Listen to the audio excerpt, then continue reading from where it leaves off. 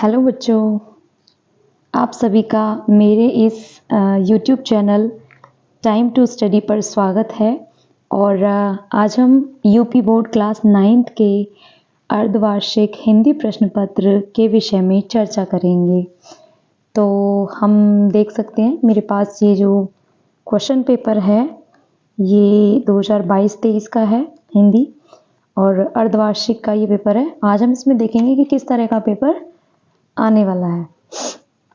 तो इसमें प्रश्न नंबर 1 है जो कि बहुविकल्पीय प्रश्न होते हैं।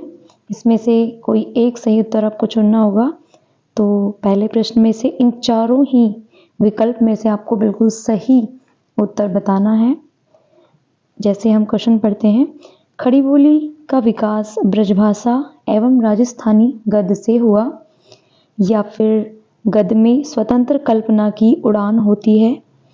तीसरा ऑप्शन है, पद में व्याकरण के नियमों की अवहेलना नहीं की जा सकती, या फिर गद्य में वर्णन सूक्ष्म एवं संकेतात्मक होता है।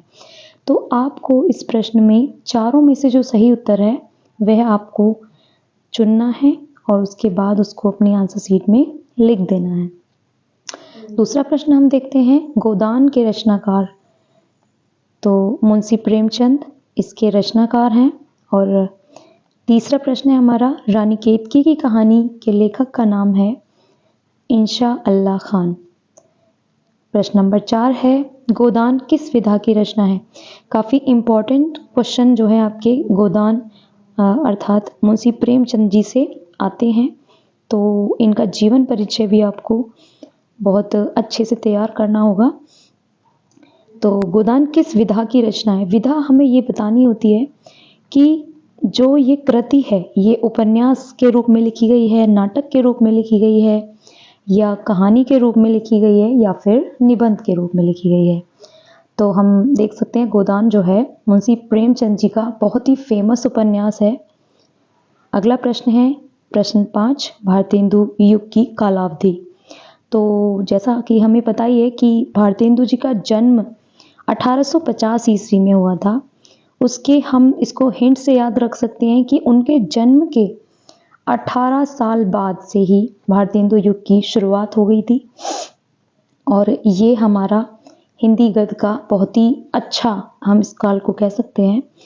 उसके बाद है प्रश्न नंबर 6, आपके स्टार्टिंग के 20 प्रश्न बहुविकल्पीय ही आते हैं, जिसमें से प्रश्न नंबर 6 है, पूर्व मध्यकाल किस काल को कहते हैं।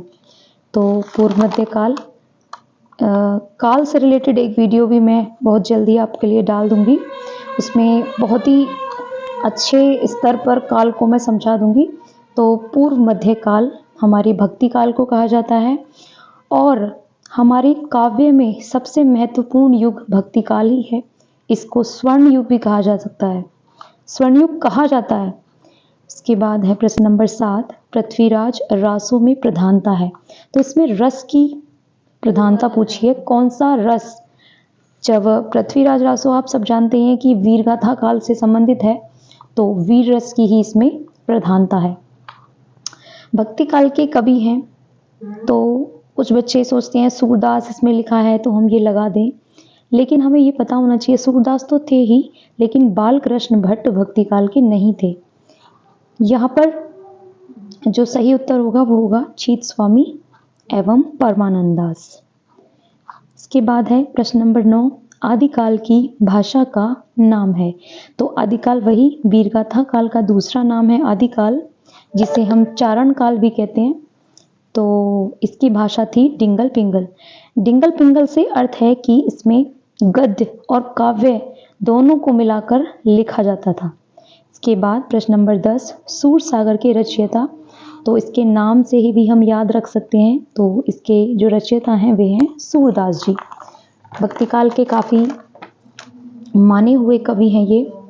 नेक्स्ट प्रश्न है हमारा प्रश्न नंबर 11, चारों चंद्र की चंचल किरणें खेल रही हैं जल थल में। तो हमें रस छंद अलंकार बहुत अच्छे से याद होने चाहिए।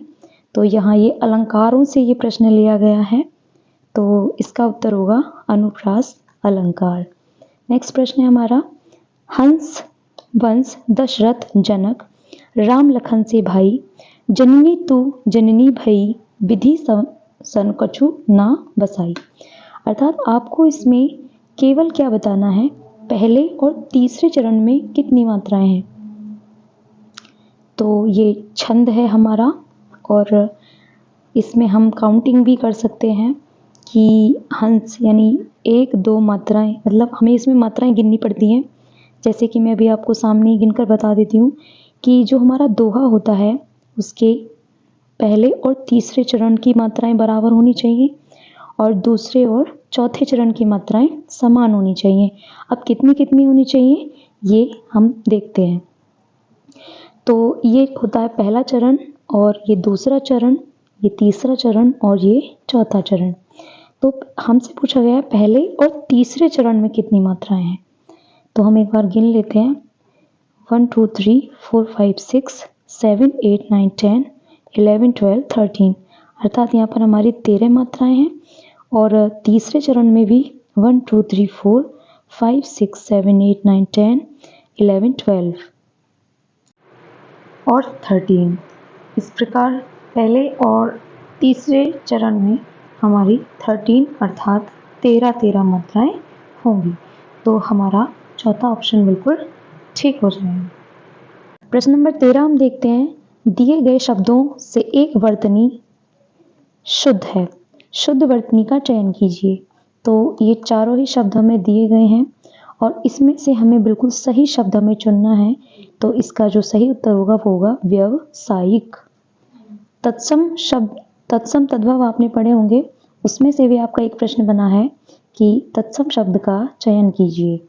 तो तत्सम आप जानते ही हैं, संस्कृत के जो शब्द होते हैं वे तत्सम कहे जाते हैं और तद्भव जो हैं वे हिंदी के शब्द होते हैं। तो स, आप इसकी एक पहचान ये भी बना सकते हैं कि इसमें बीच में स है, स अर्थात संस्कृत के शब्द। तो यहाँ पर हमारा जो सही उत्तर है वह है हस्ती। अगला प्रश्न है हमारा, विलोम शब्दों से भी एक प्रश्न बना है कि स्वतंत्र का विलोम शब्द बताइए। तो स्वतंत्र का विलोम शब्द होगा परतंत्र। इसके बाद है आगंतुक का पर्यायवाची है, तो आगंतुक कहते हैं मेहमान को, और क्योंकि हमारे मेहमान का एक और पर्यायवाची है अभ्यागत, तो इसलिए इसका उत्तर होगा अभ्यागत। अगला प्रश्न है, वृक्ष पतित में समास क्या होगा। तो सही उत्तर हमारा इसका होगा अपादान तत्पुरुष। ये अधिकरण, संप्रदान और अपादान ये तत्पुरुष के ही भेद हैं। तो कई बार ये नाम न दे करके तत्पुरुष समास भी पूछ लिया जाता है। तो सही उत्तर इसका वैसे तो तत्पुरुष होगा, किंतु तत्पुरुष के भी अंदर इसमें अपादान तत्पुरुष सही उत्तर होगा। अगला प्रश्न है, महाशय का संधि विच्छेद कीजिए। तो महा धन आशय, तो हम देख सकते हैं दूसरा पॉइंट इसका जो है वो बिल्कुल सही उत्तर है। इसके बाद रामे रूप है राम का, तो आपके शब्द रूप भी आपको याद होने चाहिए। शब्द रूप में से ये प्रश्न बना है और इसका सही उत्तर है तृतीय विभक्ति बहुवचन। अगला प्रश्न है, गच्छन्ति रूप है गम धातु का। तो धातु रूप भी हमारे पूरी तरह से तैयार होने चाहिए, उसमें से किसी भी प्रकार से प्रश्न बन सकता है। तो ती त अंति, अर्थात ये हमारे लट लकार से है, लट लकार अर्थात वर्तमान काल से है और प्रथम पुरुष बहुवचन से ये है। तो ये हमारे 20 प्रश्न थे। ये 20 प्रश्न आपके ऑप्शनल होते हैं, 4 ऑप्शन आपको दिए जाते हैं, इनके उत्तर आपको इनमें से ही चुनकर बताने होते हैं। नेक्स्ट आपका जो 21वां प्रश्न है, यानी खंड ब यहाँ से आपका शुरू हो जाता है और यहाँ आपको व्याख्याएं इसमें करनी होती हैं। आपके गद्य पोर्शन से व्याख्याएं इसमें आती हैं और आपको इसमें से चुनना पड़ता है। देखिए हम जैसे देख सकते हैं, वही हरा भरा मैदान था, वही सुनहरी चांदनी एक निशब्द संगीत की भांति प्रकृति पर छाई हुई थी, वही मित्र समाज था, वही मनोरंजन के सामान थे, मगर जहां हास्य की ध्वनि थी वहां अब करुण क्रंदन और अश्रु प्रवाह था। तो ये व्याख्या हमें पता ही है कि ये मंत्र पाठ से है जो कि प्रेमचंद जी द्वारा लिखा गया है। तो पहला प्रश्न हमेशा इसमें से ये बनता है कि उपर्युक्त गद्यांश का संदर्भ लिखिए। संदर्भ अर्थात हमें ये बताना है कि ये व्याख्या किस पाठ से ली गई है और इसके लेखक कौन है। इसके बाद दूसरा प्रश्न हमेशा ये बनता है कि रेखांकित अंश की व्याख्या। रेखांकित अर्थात जिसके नीचे रेखा खींची हुई है। तो यहाँ पर पूरे पैराग्राफ में ही रेखा खींची हुई है, तो आपको पूरे पैराग्राफ को अपने शब्दों में लिखना होता है। तो व्याख्या में हमें घुमा फिराकर अपने शब्दों में आसान भाषा में व्याख्या को लिखना होता है। तीसरा प्रश्न है, प्रकृति पर क्या छाई हुई थी। तो इसका उत्तर भी आपको इसी पैराग्राफ से मिल जाएगा। तो ये गद्य का पहली व्याख्या थी, इसके बाद आपकी दूसरी व्याख्या आती है। लेकिन बीच में ये अथवा जो शब्द लगा होता है, तो आपको इसमें से क्या करना है, आपको इसमें से कोई एक व्याख्या करनी है। किंतु जब आप जो भी व्याख्या करेंगे, आपने सबसे पहले सेलेक्ट करना है कि मैं कौन सी व्याख्या करने के लिए तैयार हूँ। उसके बाद उसके पहले 3 शब्द और अंतिम 3 शब्द आपको लिख करके बीच में डैश डैश लगाना होगा। तो यही तरीका होता है व्याख्या को लिखने का। और इसमें भी देखिए, ये दूसरी व्याख्या है। यदि आप इसको पहचान लेते हैं, इसके प्रश्नोत्तर बहुत अच्छे से जानते हैं, तो आप दूसरी व्याख्या भी कर सकते हैं। बस आपको छोटा सा डैश डैश करके, यानी आपने पहली वाली व्याख्या यदि चुनी थी तो उसको लिखना है, और यदि आपने दूसरी व्याख्या चुनी है तो आपको उसे लिखना है। इसमें से भी सेम इसी तरह से प्रश्न बनते हैं। जैसे उपर्युक्त गद्यांश का संदर्भ। संदर्भ हमने बताया था, पाठ का नाम और लेखक का नाम हमें पता होना चाहिए। तो आप इसको पढ़कर बता सकते हैं, पहचान सकते हैं कि ये गिल्लू पाठ से है। गिल्लू महादेवी वर्मा जी द्वारा लिखा गया है। और दूसरा प्रश्न है, रेखांकित अंशों की व्याख्या आपको करनी है। तो मैंने बताया था, जितने पोर्शन पर आपकी रेखा खींची होती है जिसके नीचे, केवल उतने भाग की हमें व्याख्या करनी होती है। अब यहाँ से आगे कोई रेखा नहीं खींची हुई है, तो इसकी व्याख्या हमें आपको अब नहीं करनी होगी उत्तर देने के लिए। केवल यहाँ से यहाँ तक हमें अपने शब्दों में उसको बदलकर लिखना होता है व्याख्या में। अब एक प्रश्न इसी व्याख्या में से बनता है कि काजू किसको पसंद था। तो काजू उसका प्रिय खाद्य था, किसका, गिल्लू का। तो यदि आपने इस पाठ को बहुत अच्छे से पढ़ा है तो आप बहुत अच्छे से इसके सभी उत्तर दे देंगे। ये गद्य का पोर्शन था। गद्य में से 2 व्याख्याओं में से आपको एक ही करनी होती है। इसके बाद हमारा प्रश्न नंबर 22 आता है। इसमें आपको काव्य का पोर्शन आपने पढ़ा भी होगा। काव्य में भी व्याख्याएं हमें करनी होती हैं और उनमें से भी कुछ प्रश्न बनते हैं। यहाँ भी आप देख सकते हैं कि 2 व्याख्याएं काव्य से दी गई हैं। जैसे पायो जी मैं तो राम रतन धन पायो, तो ये मीराबाई जी के पाठ से लिया गया है। और इसमें भी देखिए, पहला प्रश्न संदर्भ ही पूछा जा रहा है, तो यहाँ भी हमें पाठ का नाम और कवयित्री का नाम बताना है। यदि इसके कोई कवि होते तो हम कवि का नाम बताते, किंतु हमें पता है कि ये मीराबाई जी के द्वारा लिखा गया है, तो इसलिए ये मीराबाई जी द्वारा गाया गया है। वे लिखती नहीं थी, वे केवल अपने श्री कृष्ण का गुणगान करती थी। तो इस तरह से उन्होंने इनको गाया है और ये हमारे साहित्य का बहुत सुंदर अंश बन गया है। अगला प्रश्न है, रेखांकित अंश की व्याख्या। फिर से वही, जहां तक केवल रेखा खींची है, केवल उतने हिस्से की हमें व्याख्या अपने शब्दों में लिखनी है। तीसरा प्रश्न है, मीरा किसके गुणगान गाती थी। तो हम सभी जानते हैं, गिरधर अर्थात श्री कृष्ण के गुणगान मीरा जी करती थी। अगला प्रश्न है, पंचवटी की छाया में। तो मैंने बताया 2 व्याख्याएं आपकी काव्य से आती हैं, 2 व्याख्याएं ही गद्य से आती हैं, अथवा लिखा हुआ है। तो यहाँ पर भी आपको एक करनी है। यहाँ पर भी प्रश्न में दे रखा है किसी एक पद्यांश से संबंधित। सबसे पहले आपको प्रश्न को बहुत ध्यान से पढ़ना है। ऐसा नहीं है कि आप दोनों कर दें और इससे आपका ही समय खराब होगा। और पेपर को के लिए एक निश्चित समय होता है, उस समय के अंदर हम यदि पेपर को कर लेते हैं तो ये भी हमारे लिए बहुत अच्छा प्लस पॉइंट होता है।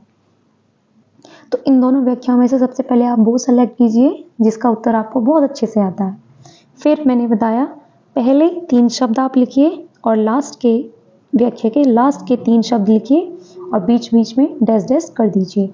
तो हमें पता, एग्जामिनर को पता चल जाएगा कि आपने कौन सी व्याख्या की है। या फिर आप नंबर भी डाल सकते हैं कि 22 का कै या फिर 22 का खे। तो इसी प्रकार पंचवटी की छाया में अगली ये व्याख्या है, इसमें भी आपको यही करना है। यदि आपको ये करनी है, सबसे पहले ये सेलेक्ट करना है कि आपको किसका उत्तर बहुत अच्छे से आता है। आगे हम देखेंगे क्वेश्चन नंबर 23। 23 में भी 2 पार्ट हैं। पहला क, इसमें आपको लेखक का जीवन परिचय यानी आपके गद्य से है ये, तो लेखक का जीवन परिचय और उनकी रचनाएं भी आपको करनी है। तो इन दोनों में से आपने जिनको बहुत अच्छे से तैयार किया है, मान लीजिए आपने महादेवी जी को बहुत अच्छे से तैयार किया है, तो आप इनका जीवन परिचय प्लस इनकी रचनाएं, जो कृतियां इन्होंने लिखी हैं और इनकी भाषा शैली थोड़ी सी और बता देंगे, हिंदी साहित्य में स्थान इनका बता देंगे, तो आपके पूरे 2 और 2 4 नंबर आपके आ जाएंगे। ये 2 और 2 4 इसलिए नहीं दिए गए हैं कि महादेवी वर्मा जी भी आपको करनी है या काका कालेलकर भी आपको करनी है। आप साफ साफ लिखा हुआ है एक लेखक का, तो 2 नंबर आपको किसके दिए हैं, जीवन परिचय, और 2 नंबर आपको यहाँ पर उनकी रचनाएं, भाषा शैली और हिंदी साहित्य में स्थान यदि आप पूरा लिखेंगे तो आपके पूरे 4 नंबर आ जाएंगे। तो इन दोनों में से तो आपको एक करना ही है। उसके बाद ख पोर्शन में भी आपको किसी एक कवि का, ये काव्य से लिए होते हैं, जैसे काव्य में हमारे मैथिली शरण गुप्त जी हैं और जयशंकर प्रसाद जी हैं, तो आपने जिसको बहुत अच्छे से तैयार किया है आप उनका जीवन परिचय लिख सकते हैं। यहाँ भी इन्होंने यही कहा है कि उनका जीवन परिचय और कोई 2 रचनाओं के नाम, थोड़ी सी उनकी भाषा शैली आपको बतानी है और हिंदी साहित्य में स्थान थोड़ा सा यदि आप एक्सप्लेन कर देते हैं तो बहुत अच्छे मार्क्स आपके इसमें जुड़ जाते हैं। लेकिन ये भी आपको ध्यान रखना है कि जिसका भी जीवन परिचय आप कर रहे हैं उनका नाम ऊपर जरूर मेंशन कर दीजिए। अगला प्रश्न है प्रश्न नंबर 24। इसमें भी आपके ये संस्कृत का पोर्शन है और संस्कृत में भी जैसे गद्य में और काव्य में 2-2 व्याख्याएं दी होती हैं, वैसे ही संस्कृत से भी पाठ क में 2 श्लोक होते हैं। इन दोनों श्लोकों को आपको ससंदर्भ, यहाँ पर दिया है ना, ससंदर्भ का मतलब ये है कि आपको ये पहचानना है कि ये किस पाठ से है। आपके संस्कृत की जो किताब आपने पढ़ी है उसकी किस पाठ से ये श्लोक लिया गया है, ये सुभाषित लिया गया है। पहले दोनों में से एक सेलेक्ट करना है, क्योंकि अथवा लिखा होता है। बच्चे कई बार कंफ्यूज हो जाते हैं कि अथवा से मतलब ये है कि हमें दोनों करने हैं, लेकिन नहीं, अथवा का अर्थ है कि दोनों में से एक सेलेक्ट कीजिए और वही उस पर ही आपको पूरा काम करना है। तो यहाँ पर आपका 5 नंबर का श्लोक हो गया। उसके बाद ये क पोर्शन था। ख पोर्शन में भी आपको व्याख्या का अनुवाद करना है, ससंदर्भ करना है। तो रामकृष्ण परमहंस पाठ से ये लिया गया है, इसमें भी आपको इसको केवल अनुवाद करना है, ठीक है। तो यहाँ पर भी आपको पाठ का नाम बताना होगा। कवि और लेखक इसमें होते नहीं है संस्कृत में, तो आपको केवल अनुवाद इसका करना है, हिंदी भाषा में इसको लिखना है बदल कर। नेक्स्ट प्रश्न है प्रश्न 25। तो निम्नलिखित में से किन्हीं 2 प्रश्नों के उत्तर संस्कृत में दीजिए।